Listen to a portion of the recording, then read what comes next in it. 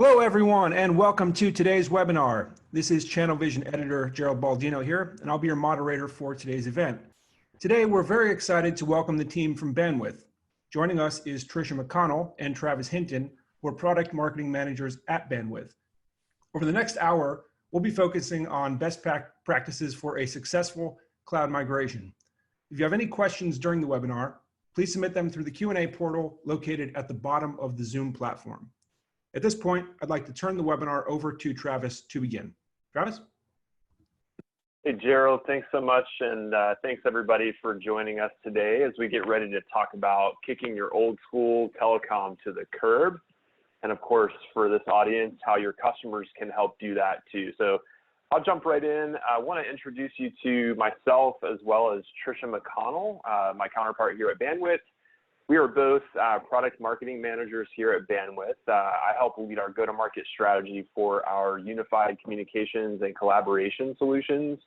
And I'm co-piloting it today again with Trish, who leads our go-to-market strategy for our 911 products across all of our markets. And so let me just tell you, you guys are in for a treat. She's going to bring the heat later in the conversation today about 911 and really how not to lose your mind or your safety when you're moving from those old school telecom components up to the cloud. So Trish, do you want to say hey? I know I'm going to jump into a couple of points here in a second, but.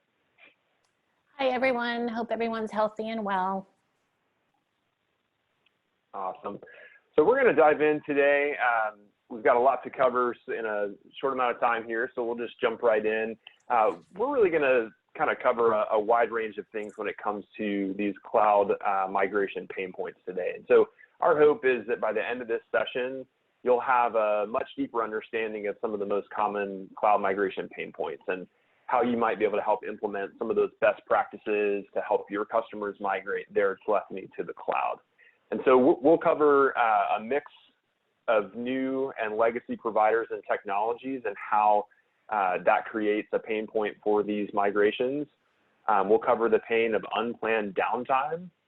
We're going to touch on phone number porting and how painful that can be in this type of a migration.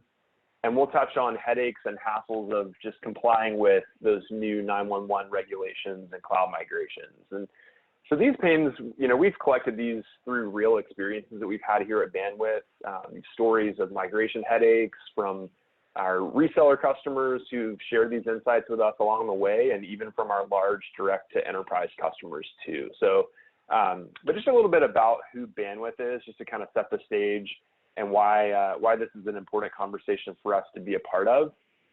We're Bandwidth. We are a VoIP network built end to end with software. We're all IP SIP native nationwide network. Like I said, built end to end. We serve the direct access customers, so many of you guys might fit into this category, as well as large enterprise customers. And we've learned a lot about what we're going to talk to you guys today about through serving those two markets over the years. And our business, we provide voice, 911, messaging, and phone numbers for businesses to embed into their own solutions. Or directly into their infrastructure based on their needs. And we've got that experience, working with enterprise customers and our wholesale customers who might have been migrating from TDM or PRI over to SIP infrastructure, or even migrating from SIP infrastructure to cloud-based platforms, those unified communications and collaboration platforms. And so I wanted to take just a couple of minutes in the beginning to sort of set the stage for why this is so timely and such an important topic for the communications landscape that we're all in right now. So a couple of headlines here just to kind of contextualize this to what we're dealing with, right now. I think most of us probably are still working from home. If not, the offices are pretty scarce, and really nobody could have predicted these types of headlines, right? 1 month we were all in the office, and the next month everybody was working from home. And if you look closely at just a couple of these headlines just around working from home, it's really no surprise that this event and this new kind of a normal that we're all in has accelerated that need for these strong, secure, flexible cloud solutions. As 2020 strategies are adapting, companies are facing different competitive pressures today than we saw just a couple months ago. And It's unfortunate that some businesses, they're having to make some tough decisions here, and there's a lot of different pressures happening. But I think that there's really an opportunity here too, just to look at, how can we come alongside businesses who are trying to make these changes and make these migrations to the cloud and help provide an easier path to doing so. And so that really, encompasses sort of ensuring the reliability of our service and your service to customers, helping to control that migration path for them, and then just, again, delivering a stickier support experience for them too. And Trish, I know you've played a key role kind of in the last couple of months specifically, and even before that, just in this product marketing role that you're in, discussing with our analysts and identifying a few trends in our industry. I wanted to give you a chance to just kind of share with our group here about a couple of those things today.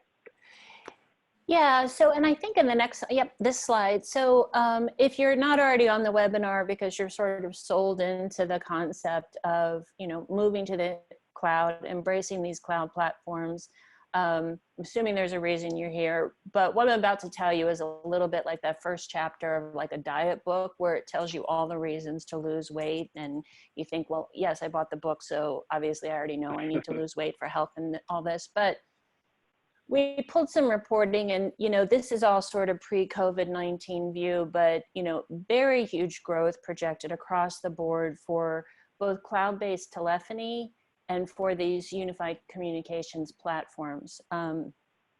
And so it's reasonable to expect, going into COVID-19, to Travis's earlier point, that this is only accelerating and increasing.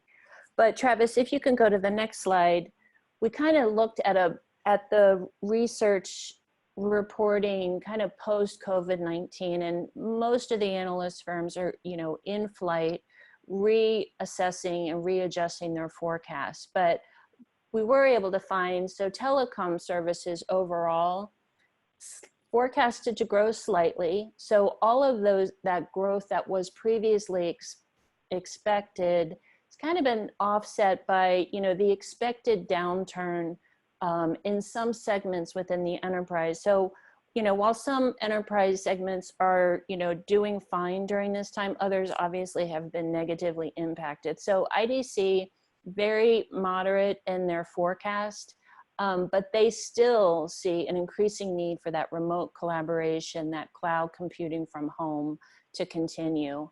And we don't know what the next few months or even the rest of the year is going to look like there. And Gartner then also is saying, in terms of overall migration to SIP trunking, that most enterprises already have brought it into their infrastructure already, but haven't completed the full migration. And so Travis is going to take it back and tell us what are some of these obstacles, what's getting in the way of enterprises, fully embracing and moving forward. Yeah, so that's great context. And I think, we would all agree that cloud migrations tend to suck. They're just complicated and they've got a bunch of pain points, and that's why you're here today. And, if you're not already figuring out how to help your customers navigate this change for themselves, I think it's definitely something you'll want to pay attention to as this transition accelerates now, and obviously in light of the recent changes to our communications landscape. And, many of you guys already know this. You've just navigated through the whole infrastructure as a service type of a movement, and, all of that infrastructure is slowly migrated to the cloud. It's, something that's interesting to see is that telecom's kind of been one of the last holdouts in that space. And it's just now starting to, catch fire and move from on-prem to these platforms. And there's a few reasons that we're calling out here as kind of catalysts for why this is such a challenge. And so the first of those is that, infrastructure is just incredibly complex. We're dealing with a complex maze of on-premise PBXs, cloud-based PBXs, TDM-based infrastructure, old POTS lines that you're having to migrate, new SIP lines that you want to be able to consolidate, and all of that's happening across different campuses that are operating on different wavelengths, and an enterprise that has a presence in different cities. Great example of that, if you're, let's say we're talking to somebody who's got a New York office that's all cloud-based and they're working with teams, as their UCaaS platform, running all of their communications through the cloud. And then they also have an office in North Carolina that's operating on traditional hardline connections hardwired into the PSTN. It runs the gambit across a bunch of different locations and different types of setups. Obviously, there's more complex. The more complex the infrastructure is, the more complex that migration gets. And so, this example is just kind of the tip of the iceberg. And we're going to get into that a little bit later on as to what that actually looks like. But infrastructure is complex. Suppliers are varied simply because of that infrastructure being so complex, and those two different offices may use two different providers, and what do we do with those, with their numbers, and it just gets complex. And then you add in the UCaaS space into that as well. So, and then lastly, we'll kind of save this to the end, but we're going to talk a lot about how the 911 landscape has changed, and how 911 is such a compliance-driven and regulatory-heavy space that enterprises are now being expected to navigate and migrate those changes and make sure that they're staying compliant, especially with these kind of remote workers that are now working from home. And so that's why we've kind of created that separate section of the presentation today. We'll get to that in a second, but just wanted to give you a little heads up as a spoiler alert. Cloud migrations don't have to suck, and that's what we're going to talk about today. We've been going out and talking to our large enterprise customers, really trying to help them set up better processes, procedures, and best practices in order to help alleviate some of that frustration and that downtime that we've talked about. And just as you're trying to go out and help alleviate some of those processes with your own customers, I think you guys stand to gain, just some knowledge that you can use to be a thought leader in that space, and help become their solutions advisor as they navigate these new challenges. And so we're going to talk about how to avoid some of these one-way doors at the end of the spiel, which is really one of those big gotchas as you're moving to the platforms. But this is a great opportunity to dive in. So like I said, we're talking about these common cloud migration pain points. Let's just kind of take a look at those first two pain points that we were talking about there, the complex infrastructure and then the varied suppliers. And this visual, I think this map kind of, if we look at this map as a representation of one of those enterprises or one of those businesses that is wanting to migrate up into the cloud. And, imagine that this company has call centers all over the country in different locations. They've got different locations for their corporate offices, knowledge workers spread out. They've got individuals that are just responsible for the shared mission of the company, just spread across the country, some working from home. And it creates quite the communications maze of PBXs configured with different blocks of numbers from local LECs and different SIP trunking providers. And we've got contact centers in that mix that have they've got their high profile toll-free numbers from different carriers, and they're connecting their customers to that critical support and logistics. And perhaps even this company might have grown through mergers and acquisitions. And so throughout different departments, they may have different preferred cloud apps and different vendors. And we all know kind of if you dealt with mergers and acquisitions, there's really no magic consolidation button you can press, and then everything just kind of, streamlines into one workflow. And so the IT department, they're dealing with a nightmare. Feel bad for those guys. They're trying to make sure all of it stays running, and that just the back end of this whole thing is just a literal mess. And especially when, they want to get it up and running and organized into the cloud. So just kind of talking a little bit about what the main issue is, right? So one of the biggest sort of ways that this problem manifests itself in the porting realm, it just manifests itself in the porting realm here. Porting is just the process of moving a telephone number or toll-free number from one carrier to another. And I'm sure most of you guys are familiar with that process, and probably intimately familiar with the associated headaches with it too. And it's just known to be a very painful process. And we've even heard stories of, port order submissions taking months because we didn't have your T's crossed and I's dotted, and silly little things like the abbreviation for the street didn't have the period at the end. So the port order kicked back from that losing carrier. You can imagine the hair-pulling frustration that would ensue in that moment. Some of you guys have probably experienced that yourself. So, let's say that you're trying to move your telephony infrastructure to that cloud application layer, and you're moving to something like Microsoft Teams or Zoom Phone or RingCentral, or you name it. Remember, they've got this company has a varied mix of PRI, some SIP, some UCaaS platforms, and how do you begin to really organize all of this to help them, migrate up to the cloud? Generally, you'd have to tell your customer, that their phone is going to stop working sometime in the next 4 to 7 business days, and there's really no visibility or control or advance notice in that process when you're porting numbers over, and it just becomes such a mess. And so, just to kind of pause for a second and toot Bandwidth's horn on porting, we've identified that this is just such a huge issue for the market, and we've invested a ton of time and resources and headcount into an entire team that's dedicated to line number porting. The entire floor of folks that are really trying to make sure that it's as seamless as possible. And we've got those relationships, those direct relationships with carriers that we can work with them to make sure that we've got this seamless porting process. We're able to help customers batch and move over numbers in a very organized way, which is such a critical component of a strategic migration to the cloud. And, we help you manage that migration really from the very beginning. We're able to ask those questions like, what are the priorities? We've got this one, the New York office, from our earlier example, let's say that they're already SIP-based. We can help those guys kind of organize them into a block and migrate them strategically, inform them of the time for their migration, and give them a live switchover time where they know, phones are working, and then all of a sudden they have cloud connectivity with Teams or whatever their UCaaS platform is. And we can do this through a series of those porting automations that we've invested in and built into our porting workflow. It's very controlled, it's all software driven, and it really gives us that flexibility and that control.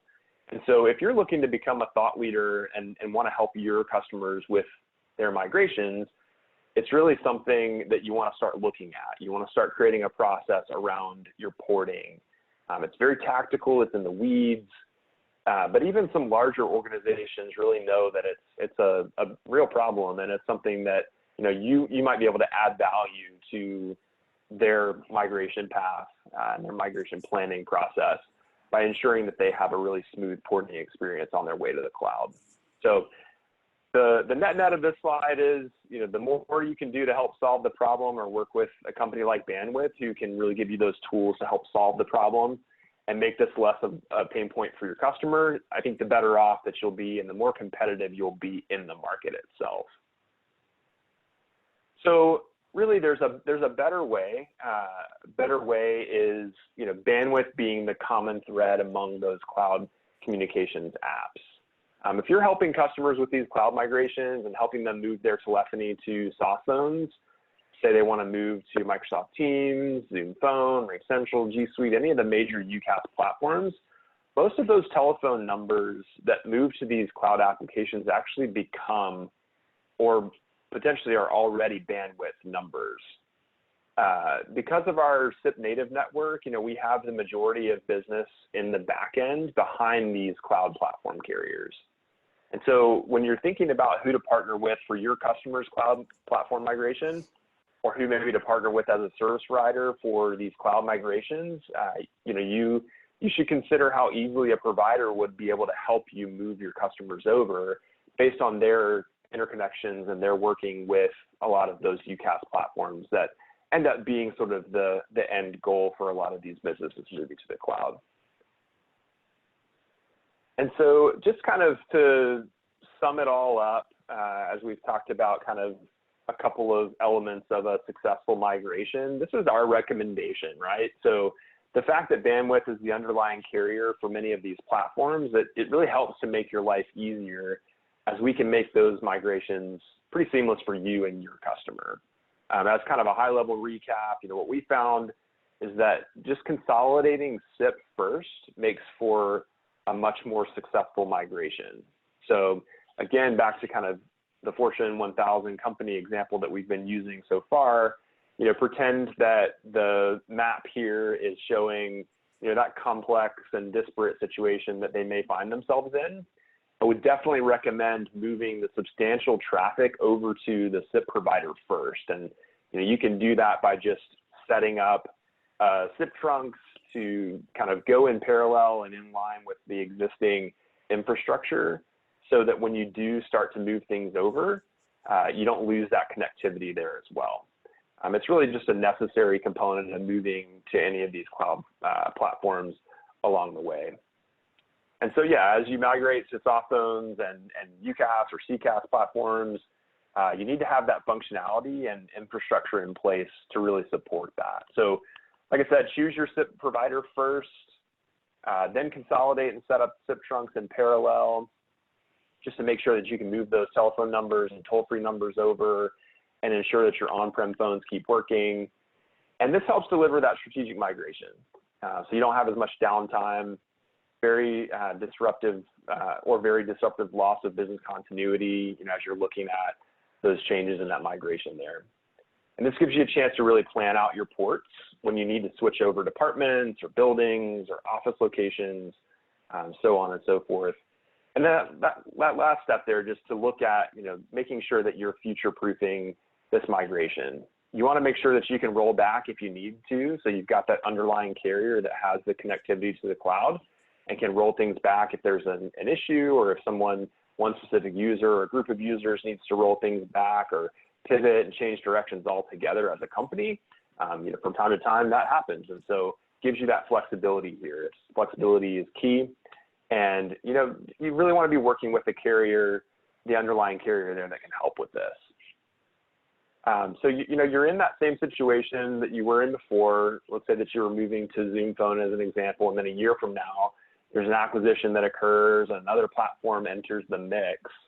Rather than dealing with carriers directly, you now have to deal with carriers through a platform if you've just kind of taken that one-way door approach and moved everything over to those platforms, creating those added complexities.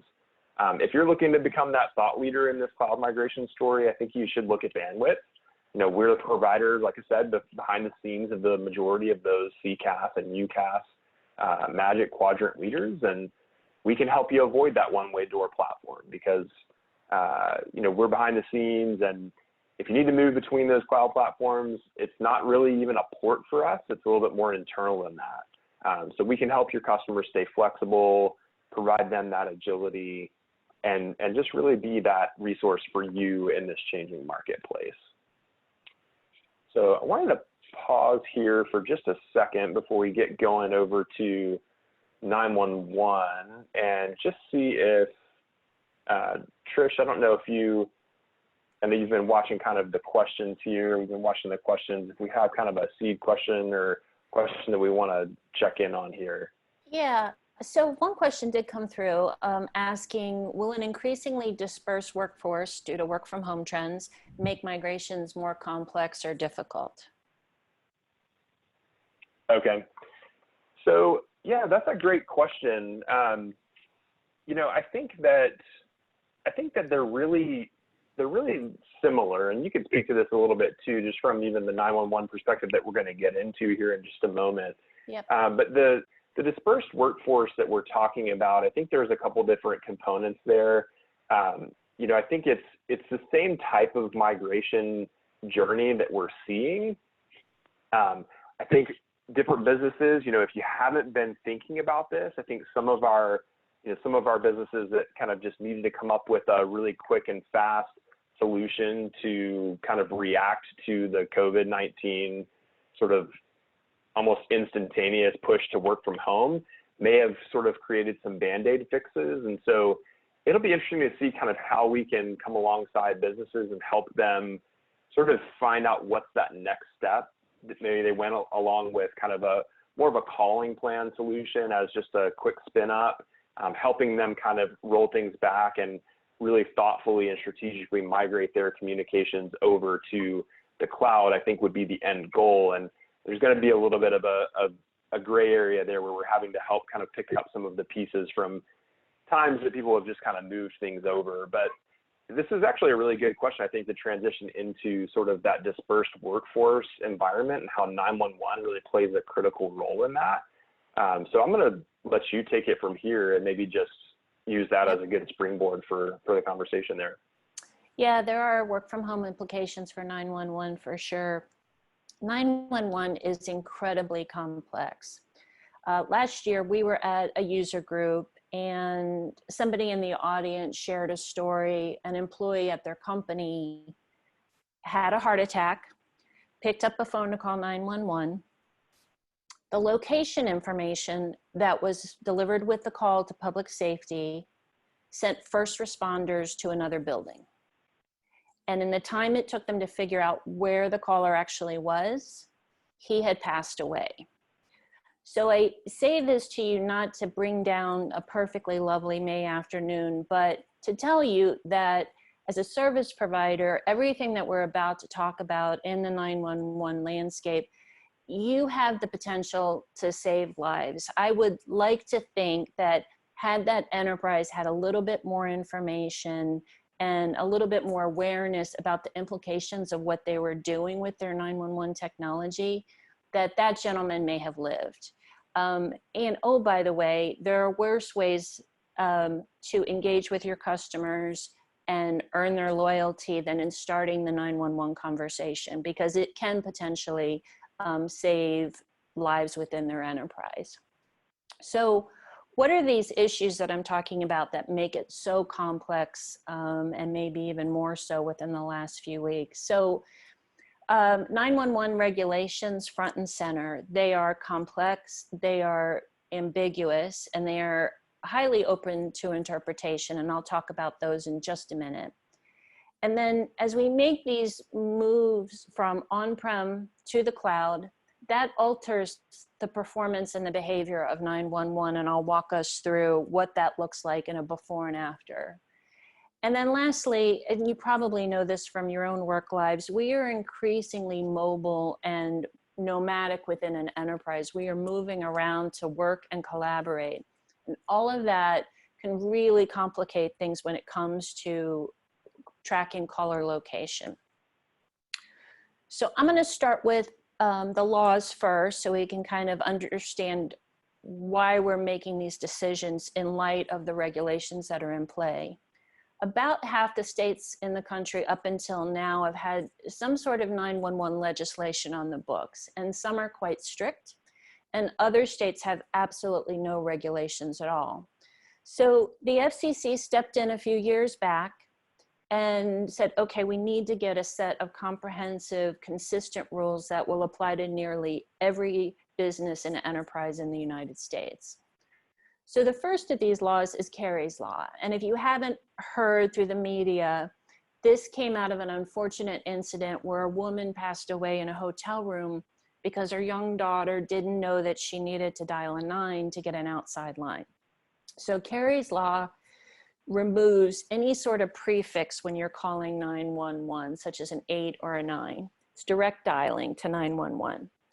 The second thing that Carey's Law does is says that somebody in the enterprise has to know that a 911 call is being made in real time. And ideally, this would be a security team, a front desk attendant, a facilities manager.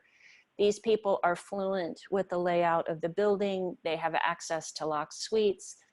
They can even be trained in medical, CPR and assist callers before first responders arrive. So they have a really important role to play in a 911 call.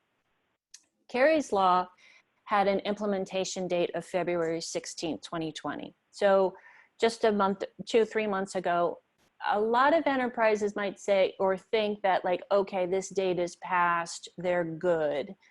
It actually says that any change to the telephony infrastructure after this date, that's when the enterprise is subject to compliance.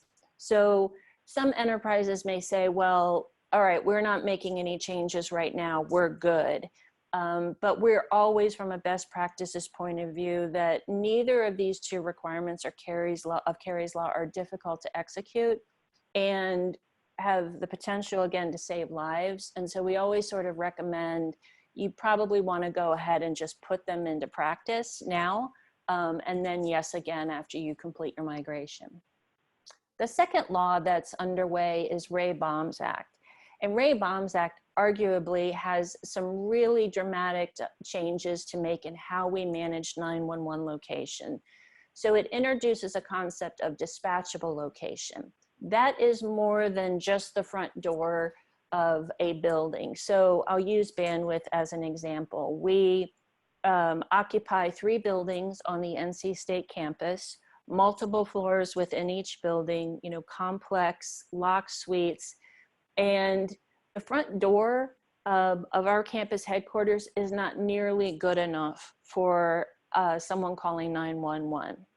So the dispatchable location includes more in-building precise locations such as a suite, a floor, a quadrant, a conference room, some enterprises provision down to the cubicle level. It is the door that first responders need to go through in order to assist callers. Ray-Bombs Act has a compliance date coming up January 6, 2021 for fixed VoIP or desktop phones, hard phones, and January 6, 2022 for nomadic VoIP, non-fixed, that would be a soft phone application like a Microsoft Teams or Zoom.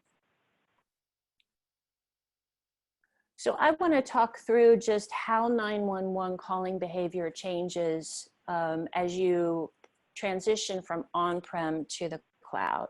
And this is a typical on-prem environment. So we'll use, again, Bandwidth as an example. Our Raleigh headquarters, if we were in an on-prem environment, we would have a PRI or a dedicated circuit into the public switch telephone network or PSTN. And then that call would route to the appropriate public safety answering point for that jurisdiction. And the same thing in our Denver office, we would have to have that dedicated circuit, that TDM, PRI, POTS line into the PSTN, which would route the calls into the local public safety answering point or PSAP in Denver.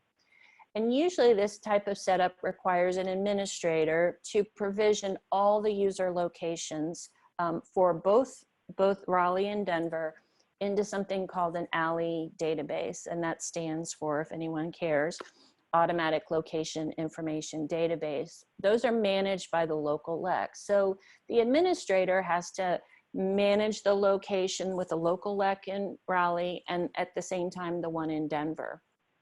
And usually there's a certain amount of address formatting and standardization that has to occur that gets the address in the precise format that public safety needs when they receive the call. It's called an MSEG valid.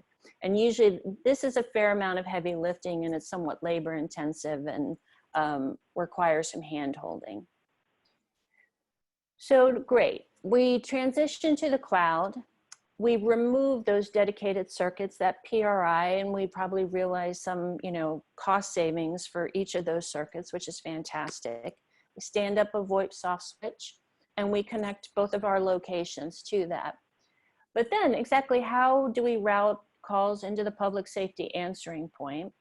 You could work with a LEC, but they don't always have the termination of the call into the public safety answering point through anything other than the PRI. So they don't necessarily have the ability to route the calls anywhere in the country. And if this particular enterprise decides to open up another office in another state, they may not be able to help them, in which case, got to turn to another service provider for that. So this is where a solution like Bandwidth comes into play. And I'll walk through kind of slowly because we've added some components here about how this works. But here you still have your VoIP switch. And instead of having to provision multiple ALI databases, you provision once in Bandwidth's national 911 database. So it's very easy front-end GUI, provision all your locations through APIs or through the portal. And when the call is routed, it hits our national 911 network that's interconnected to public safety anywhere in the US and Canada. We route the call into the public switch telephone network, and then we make sure that those ALI databases at the same time are populated with the location information for that user. So it cuts down on the amount of time that the administrator has to provision locations. And oh, by the way, we also take care of that horrible MSAG validation, we take care of all that address correction and validation on the fly. So you don't have to worry about that. So this is the state of things as you move to the cloud, but let's just talk about how a 911 call will work, because then I want to show you the next phase of 911 call routing, which is dynamic 911. So this is again for standard VoIP, and I'll use myself as an example. I'm at my desktop at Bandwidth, I've got a VoIP phone, and I make a 911 call. So it hits the VoIP switch and the call is routed to Bandwidth's 911 network. They route the call into the PSTN, and the PSAP does a dip or a query into that ALI database where we've populated with the location information that's been provisioned for me. At the same time, you'll see on the left-hand side, there's a little security guard, and this is another component of our solution, which is emergency notification. So harking back to Carrie's law, somebody on the security team is notified that I've made a 911 call, and presumably they're on their way to where my desk is to either assist, or they can assist first responders as they arrive on scene and help and show them to where I am. So that's how it works in sort of the fixed VoIP desktop phone world. Dispatchable location is provided. It's the street address plus the suite where I'm located. And then here's where we're going, and this has real world implications for how we all work today. So, and I'll use myself as an example. The fact is I don't have a desk phone. So, the question is not where is Trisha's desk, because that's literally most days where I drop my purse before I go into a conference room to meet with colleagues, or I go to another building. The question is, where am I at the time that I make a 911 call? That's the location information that public safety needs to come to my assistance. So I'll use another example. So now I'm on my laptop, and yes, I do have a desk phone, and it's in a building, but I'm on my laptop and I've gone up a couple flights and I'm on the 5th floor, and now I make a 911 call. Same thing applies. So what Bandwidth has to, or any enterprise has to do, provision all the locations within the enterprise. So this would be all your subnets, all your Wi-Fi access points. You can provision like a Wi-Fi access point that exists in a conference room. And now I can literally move anywhere within the enterprise network. And if I make a 911 call, it's the same call flow. Hits Bandwidth's national 911 network. We terminate the call into the PSTN, and that same, query into the ALI database by the PSAP, but this time it's going to extract my location information for the fact that I'm, up on the 5th floor and not on the 1st floor, and it's going to deliver that location to public safety and first responders. Same thing applies. Our security team can be notified, and they can come to my assistance or assist first responders. So as we're kind of getting towards the end here, I did want to leave you with some best practices for how to go in and have these conversations with enterprises. Typically, I am not an attorney, didn't go to law school, still don't like to talk about it at Thanksgiving with the family, but the fact is that I can make a series of, these are generally recommended best practices. And for you as a service provider, as you're going into the enterprise, same thing. Their first point of business really should be to speak with their legal counsel, because as I said earlier, these laws are really open to interpretation and have to be applied to what's the best for that particular enterprise. It's definitely a conversation that should be made with the HR team, the legal team, and then the service provider and or the IT department. It's really a roundtable discussion about the best way to meet the needs of the employee while avoiding any sort of compliance risk. The other thing to keep in mind is, I mentioned earlier, the unfortunate gentleman who passed away, the emotional state of callers. Even when we can speak on our own behalf, oftentimes when we're in distress, it's very difficult for us to recite back exactly where we are. And this is important to remember. Depending on background noise, sometimes call takers will not be able to hear callers. So that's why it's always so important to provision the location information accurately and not just to presume, well, they're going to pick up their cell phone, or, oh, they're going to be able to say where they are. Because, you know, when there's a reason we're in a crisis, we panic, and sometimes reasonable things go out the window. The other thing is just to map and test all your user endpoints. And so in the past, testing always sort of set off a certain amount of anxiety because it meant conducting live 911 calls, which can really impact public safety in a negative way. It kind of distracts them from day-to-day operations. So Bandwidth has a 933 testing service. So we certainly test the connectivity, and we do like SBC failover testing. Once that's all established, we'll perform a live 911 test call, but every other endpoint test from that point on, just to, you know, make sure you've got the right location information for each caller, that can be done through a 933 service. And all that happens is instead of dialing 911, you dial 933, and you'll hear an automated recording playback, the caller name, the callback number for that endpoint, and the provision location. And so it's a really non-disruptive way to just check and make sure that you've got the right location for all your endpoints. Obviously, you know, as we talked about, figure out who within the enterprise is going to be notified when there is a 911 call, and make sure it's somebody that is, you know, available and able to respond. Remove any prefix when it comes to calling 911.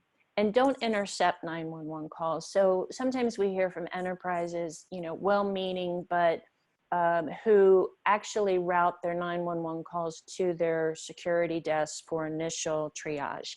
And we generally don't recommend this, and it's actually no longer legal. So, you know, the thinking behind this is, well, our security team can, you know, check and make sure there isn't a misdial, and they're the ones who are closest, so they're ultimately the best people to respond. But really it's that notification that can take care of that piece. Really need to provide unrestricted access to public safety and to deliver the call to 911 right away while notifying a security team. Prepare for NG 911. So Next Generation 911 is a public safety-led initiative to upgrade our nation's 911 infrastructure, which is in some areas of the country woefully out of date. So NG 911, when it's complete, it's going to be about a decade in the making, will bring all the public safety answering points into an IP-based world. They'll be interconnected and be able to share data. And they'll be able to accept additional data formats, which not all of them can do today. Not every public safety answering point can accept a text to 911 call. None of them really can accept images at this point, or video, all of which could be extremely useful during an emergency. So there's nothing really to do on your end, except the devil is in the details in terms of providers who are not sort of forward compatible that way. So that, you know, I could envision a point in time where an employee would voluntarily provide medical information. For instance, I could, you know, say that I am a diabetic, and that information could be provided with the 911 call, and then first responders have that information as they're on their way to assist me. And then lastly, in this near-term world, update remote worker locations. If you are at any point using any sort of soft phone applications, we do suggest provisioning those with where the caller actually is. If you don't have a dynamic location solution, because that can make the difference when somebody working at home makes a 911 call. So Travis and I are going to wrap it up with one last slide, just the big takeaways. Travis, do you want to speak to the first one or two? Yeah, so it's been just a couple of minutes. Thanks for going into the 911 stuff. So like Trish said, we just wanted to wrap up with, you know, helping you guys understand what the key takeaways are here, and just want to help you avoid downtime and disruption. And so I think, what you're looking to do as a service provider is gain that white glove collaboration from a provider like Bandwidth that's going to navigate that porting and onboarding and implementation with you. You need somebody in your court when you're trying to figure out how to, navigate the maze of those PBXs and different infrastructure setups that we were talking about earlier. I want to make sure that you can, future-proof your business, and that includes anticipating the evolving and growing needs of your customers. And you can gain that scalability and the agility with a solution like Bandwidth. And then just finally there, that 911, it's too important to ignore. As Trish just reiterated with us here, you got to help your customers meet those new 911 regulations and protect their remote and mobile workforce. It's just so important. Yep, absolutely. So I think, go for it. Yeah, I think you said it better than I could, and we can maybe kick it over for question and answer. Yeah. Excellent. Yeah, I guess we can jump right in there. If you want to take it from the top, maybe we have a bunch of questions that came into the queue. Sure. Okay. I know I'll jump in on one of these. So I know we talked a little bit before about, the UCaaS platforms and how we've got those embedded kind of connections to many of the major UCaaS platforms. Someone had asked the question, is there a way to see a list of which UCaaS platforms are currently running on Bandwidth? We don't currently publish that list right now, but I think it's, it's safe to say that if you're migrating to one of the top Gartner Magic Quadrant platforms, Bandwidth is behind the scenes to some capacity with every one of those platforms, which is why we called it out specifically as, hey, if you're looking for a partner who can kind of go hand in hand with you as you're helping your customers migrate to those UCaaS platforms, Bandwidth's a great option for that. Let's see here. We've got. I think I can take that next question there as well. Yeah. Take that one, Trish. So the question is, how much do you think partners need to get in the weeds on 911 with prospects? Are they concerned? Is the message, don't worry, we've got it taken care of, or do businesses need more convincing information when considering migration? Both. So we do hear 911, because a lot of organizations, it's a scary thing to think about migrating your 911 records. It's one of those things where they're afraid to touch it because they're afraid they're going to break it. For all the reasons we just discussed, it's always worth evaluating what they're currently doing. Oftentimes enterprises will say to us, I've got it, it's fine, it's not broken. And then you dig in and you find out, no, you're not compliant, and some things do need to be modernized here. So that's where, as being sort of consultative, understanding the regulations and kind of helping to guide them through it, most enterprises, once they're aware of all these things, make the right choice. I mean, you never hear an enterprise going, okay, I know all these things and I'm not going to do anything about it. That never happens. So it's an important part of the conversation. It's also a lot of reason. 911 is the #1 reason enterprises come to us saying that their migration is stalled. So for instance, Microsoft Teams is extremely popular right now. 911 is the driving factor behind that, because they can't go all in on Teams until they get their 911 piece figured out for direct routing. Yeah, good points there. So the next question there is kind of just talking about, we're moving DIDs to the cloud, and we talked a little bit about, consolidating numbers, consolidating the SIP with a carrier like Bandwidth as one of the early steps in that process for migrating. The question is there a reason why a company might still have a use for, incumbent dids and would it be coverage? Are bandwidth dids two-way? To speak to that kind of from a high level, we power inbound and outbound calling as well as toll-free over bids and toll-free numbers that are on our network. So yes, to that part of the question, really, to be honest, I can't give you a good answer on why it would make sense to keep those dids somewhere else. I know that the process there of porting, as we had talked about, porting numbers to bandwidth, so you've got that behind the scenes partner who can help you with those migrations and can help to strategically do that and schedule the ports to kind of switch over to the new service in the cloud. That's the way to do that. So you want to hang on to those phone numbers at the incumbent provider until you've moved to the cloud, obviously. But that's where that porting process really comes into play and helps you just consolidate everything with one vendor, and then you're able to kind of move it up to the cloud when you're ready. And you can do that by grouped locations, based on the building, based on floors, departments, however you want to break it down. We can really help you work on that organizational structure ahead of time, and then help you, migrate everything to the cloud once you're ready.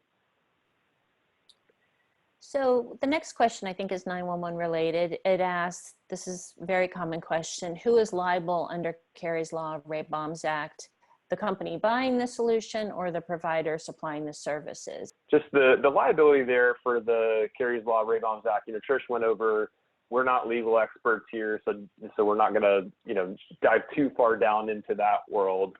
But essentially, I think it's everyone's responsibility too to kind of look at what are the regulations out there, how do we become thought leaders to help point these things out to our companies that are working with us, to buy those solutions.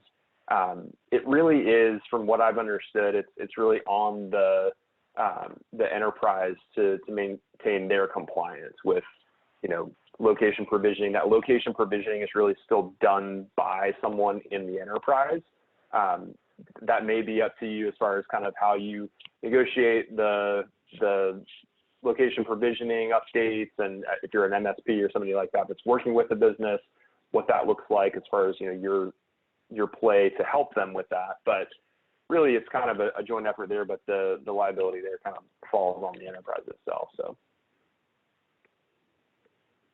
And then I've got maybe time for one more question here and we'll wrap up.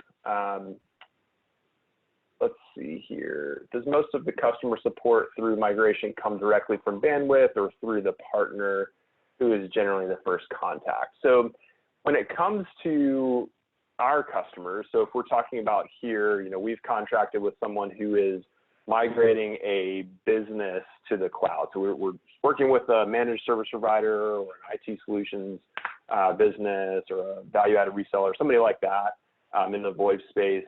We really work directly with our customer so that you are supported, you're seen through as the thought leader and as the expert to your own customer. There aren't too many situations where we would jump in and really kind of go downstream to the end user and try to kind of help them with that. But we're able to come alongside you and really work with you on that migration piece. So the support to your end customer really does come from you, but we're there every step of the way to help you, as you're working through that migration itself. All right, Gerald, I'm gonna kick it back over to you. Yeah. Yeah, I think that about wraps it up for today. A big thank you to you and Tricia for a great presentation, to the whole team over at Bandwidth, and of course to all of you for attending today's presentation. To access this webinar on demand, please head over to channelvisionmag.com/webinars. And for more information about Bandwidth, please visit bandwidth.com. Stay safe out there, everyone, and we'll see you next time. Thanks, everybody.